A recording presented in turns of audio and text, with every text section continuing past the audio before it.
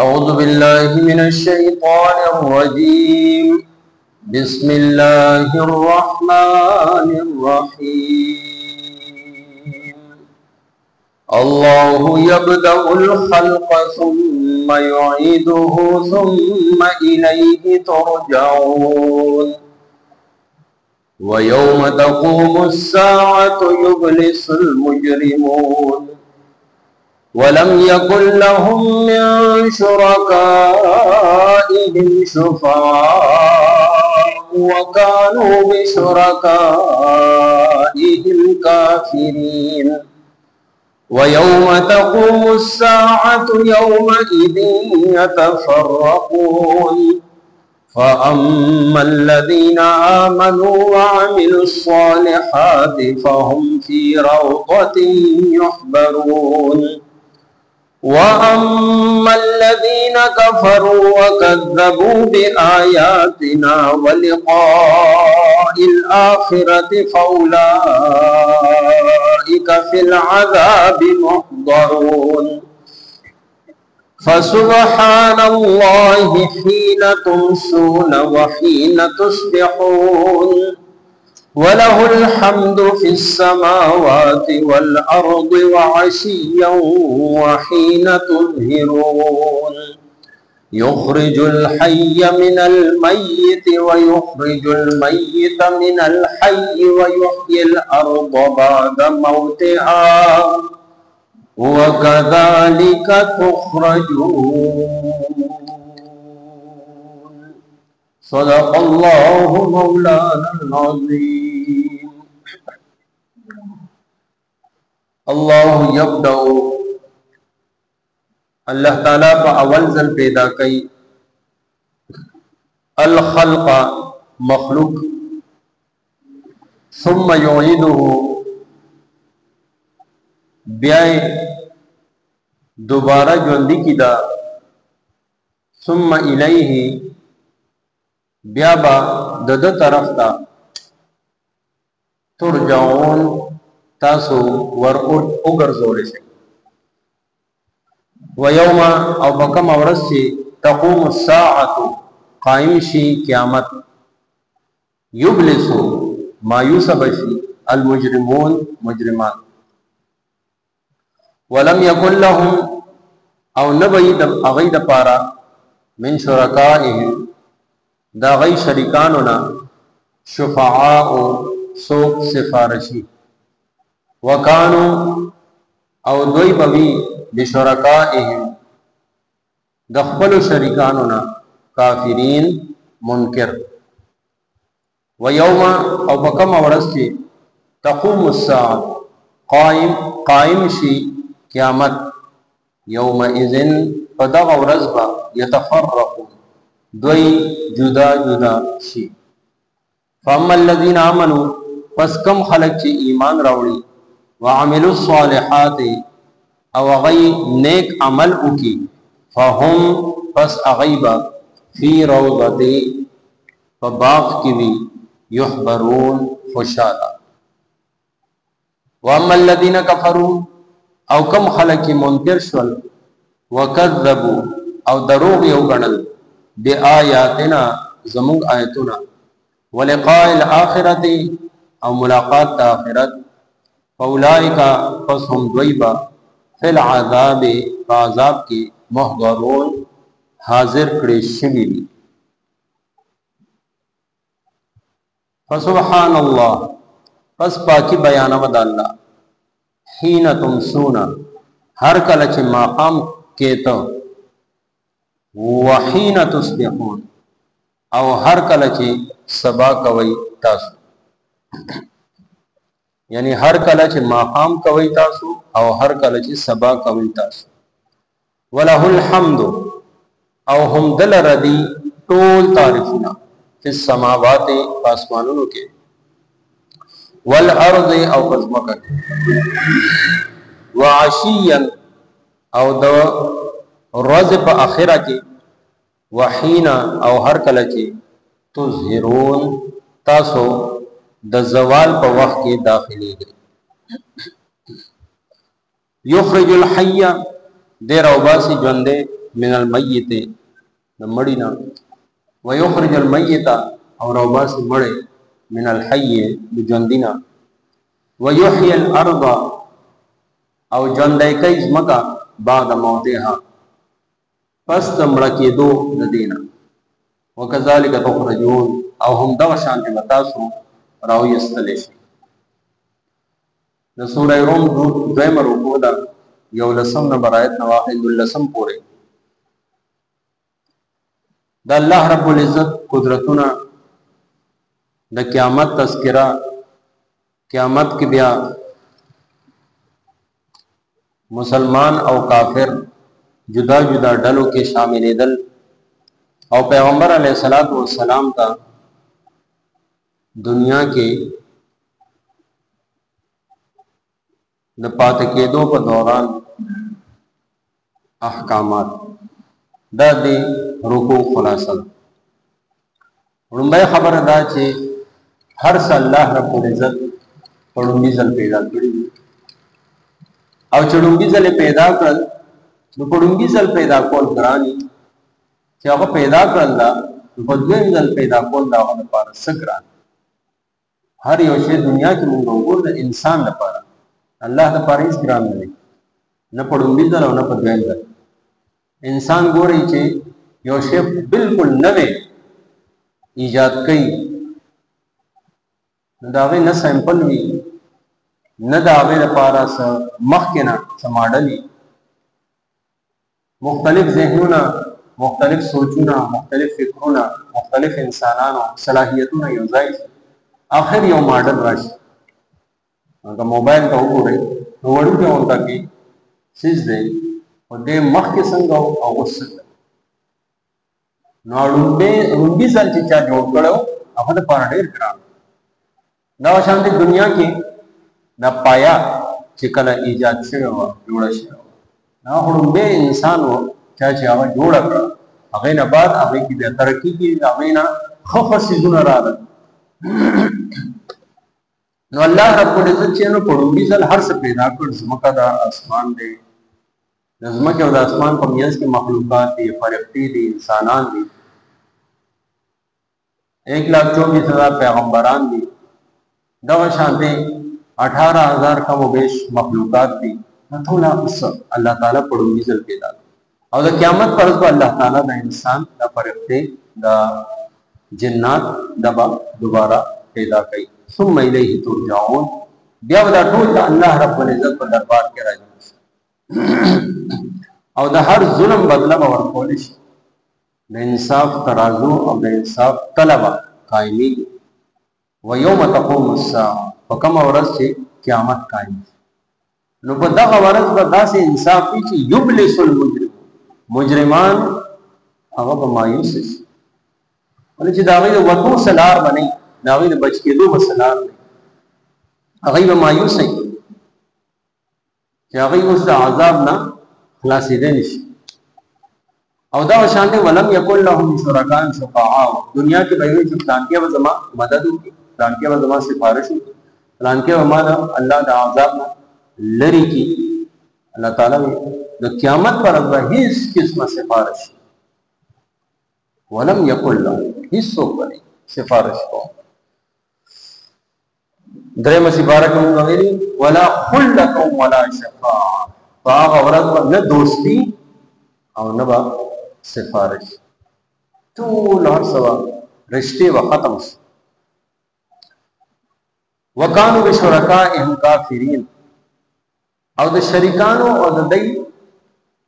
عبادت کوونکو په منځ کې به خپله کې به تفریق او جدایي به راشي. دوی به د هغوی نه انکار وکړي، دوی به وایي موږ تاسو نه پېژنو، هغوی به وایي موږ تاسو نه پېژنو، هغوی به وایي ولې موږ تاسو ته ویلي چې زموږ عبادت، موږ خو ستاسو د عبادت نه بې خبره یو. نو یوم تقوم الساعه، چې بیا دا قیامت قائم شي، یومئذ، نو په دغه ورځ به یتفرقون، ډلې ډلې به جدا شي، د ایمان والو ډلې جدا، د کافرانو ډلې جدا. الله تعالی به هلته کې بالکل جدایي راولي، څنګه سوره یاسین کې دی وامتازوا اليوم ایها المجرمون، اے مجرمانو نن جدا شي. و امام صاحب د شپې تلاوت کو او نوافل قرآن پاک. نو یو شپه په دې آیت ته راغلی دی او داسې کیفیت جوړ شوی دی وامتازوا اليوم ایها ای مجرمان جدا شي. دنیا کې هم مجرم او ملزم دواړه برابر دي. دا شان دي پاک دامن او ګناهګار ټول ګډوډ په دنیا کې اوسي او د قیامت پر ورځ مجرمان بالکل جدا کړي شي. نو امام ابو حنیفه رحمۃ اللہ علیہ په دې آیت چې راورسېد په جړا شي ټوله شپه یې دغه یو آیت بیا چې نه ده معلوم د قیامت پر ورځ زما شمیره به د الله په دربار کې مجرمانو کې کېږي یا د الله رب العزت منونکو کې او هغه خلک چې د جرم او د ګناه نه ځان ساتک لري متقی او پرهیزګار او اسنه په هغه ورځ د مجرمانو د وشمیره نشو او ما ته आवाज چې مجرم اوسه دا د هغه شخصیت حالت دی چې د هغه دینی کار ته دومره قبولیت ملاو شوی دی چې نن هم ټولو کې زیات د امام ابو حنیفه رحمت الله علیه په مذهب باندې خلک ټولو فقهو کې ټولو کې زیات تعداد چې نن هغه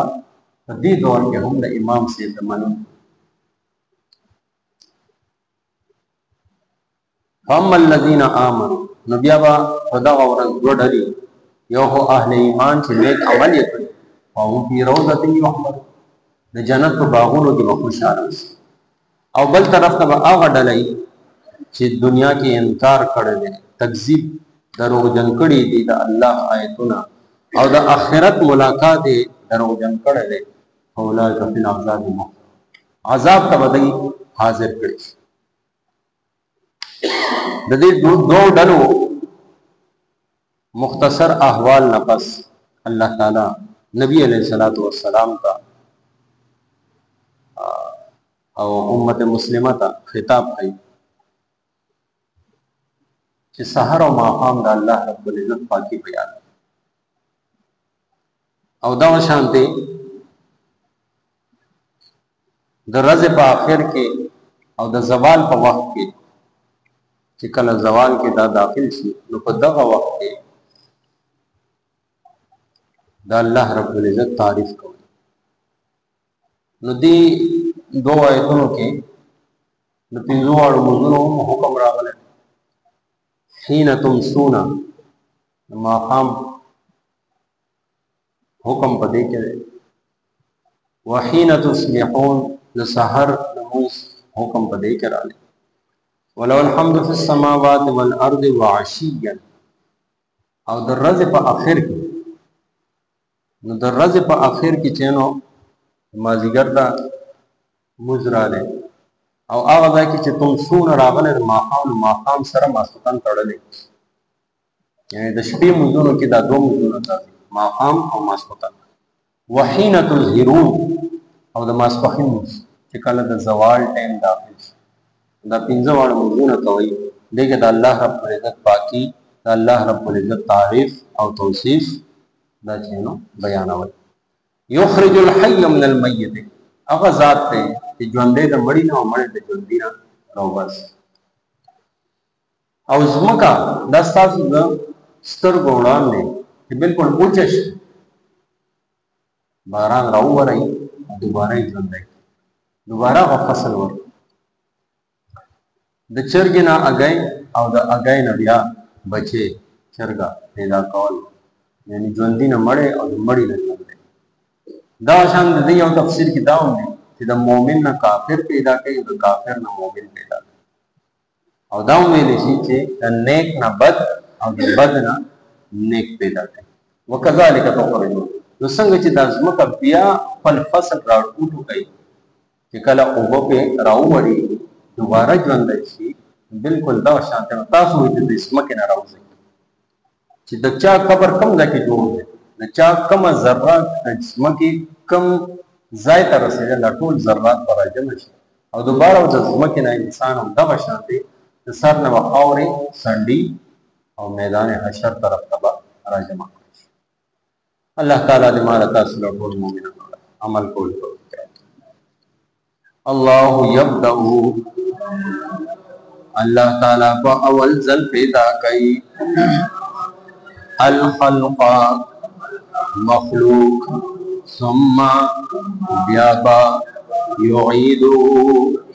دوباره ژوند کیدا ثم الیه بیا بعد د طرف تا ترجعون تاسو وګرځول شئ ويوم تقوم الساعة او کما ورځ چې قائم شي قیامت یبلس المجرمون مایوس بشي مجرمان ولم يكن او نبوي لهم دوید پارا من شرکائهم د دوید شریکانونا شفعاء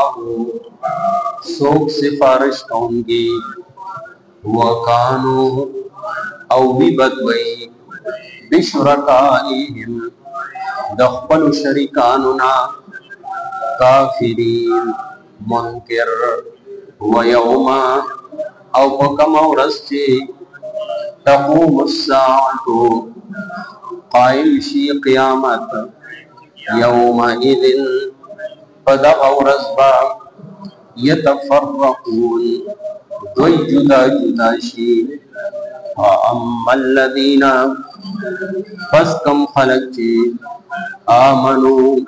ایمان راوڑی وعمل الصالحات او اغی عمل اکینے فهم پس اغیبا فی روضت فباق کے یحبرون خوشالوی واما الذین او کم خلق چی کفرو منکر شول وکذبو او دروغ یو گڑل بی آیاتنا زمون آیتنا ولقاء الآخرت او ملاقات آخرت فاولائک پس هم دویبا فی العذاب فعذاب کے محضرون حاضر پیشی فسبحان اللہ بس پاکی بیان وید اللہ حینا ہر کلجے تمسونا ما خام کوئی تاسو وحینا او ہر کلجے تسبحون سبا کوئی تاسو وله الحمد او هم دلر دی ټول تعریفنا فی السماوات و اسمانونو کی والارض او پسمکا کی وعشیا او دا رزق آخر کی وحینا او ہر کلچی تظہرون تاسو دا زوال پا وقت کی داخلی گئی یخرجو دیر او باسی الحیہ جوندے من المیت دمڑینا ویخرجو اور او باسی المیتا مڑے من الحی جوندنا ویحیی او جوندائی کئی الارض اسمکا بعد موتها پس تمڑا کے دود دینا وکذالک او هم دعشان با تخرجون تاثر او یستل شئی آمین الحمدللہ رب العالمين الصلاة والسلام على سيد الأنبياء لا إله إلا أنت سبحانك إنا كنا من الظالمين اللهم إنا نجعلك في نحورهم ونعوذ بك من شرورهم وصلى الله تعالى على خير خلق محمد وآله وصحبه أجمعين برحمتك